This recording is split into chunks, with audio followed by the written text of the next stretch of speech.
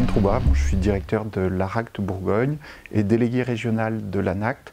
Donc l'ARACT, c'est une structure paritaire qui a pour objet de contribuer à l'amélioration et des conditions de travail pour les salariés et de la performance pour les organisations. Bon, je crois qu'on peut définir la qualité de vie au travail comme le sentiment de bien-être au travail perçu à la fois individuellement et collectivement par les salariés d'une entreprise. Ce qu'il faut bien voir, c'est que la qualité de vie au travail, c'est pas un plaisir béat lié à l'inactivité ou au sentiment qu'on n'a pas de contraintes. C'est tout au contraire le plaisir individuel et collectif ressenti à bien faire son travail dans de bonnes conditions, avec de surcroît le sentiment d'en sortir grandi. D'abord, c'est quelque chose de multifactoriel. Les partenaires sociaux sont entendus sur une définition de la qualité de vie au travail où ils font apparaître 8 composantes.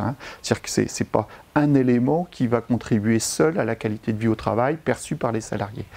Deuxième chose, c'est que la qualité de vie au travail a et des composantes objectives et des composantes subjectives, ce qui donne le droit à chaque salarié de s'estimer avoir ou pas la qualité de vie dans le cadre de son travail. Je dirais que quelque part, c'est notre cœur de métier, la qualité de vie au travail. Cette approche globale, on n'est pas en capacité de faire le bonheur des gens malgré eux. Et la qualité de vie au travail, elle se construit avec les salariés. Il nous semble hyper important d'accorder toute son importance, pardonnez-moi, à la dynamique. Le processus est plus important que l'état dans lequel se situe une organisation à un instant T. Par contre, ce qui est hyper important, c'est de développer des lieux de régulation, des lieux d'échange entre les salariés, leur hiérarchie, les représentants du personnel, pour que cette qualité de vie au travail puisse se construire. C'est une démarche, c'est un processus avant d'être un résultat.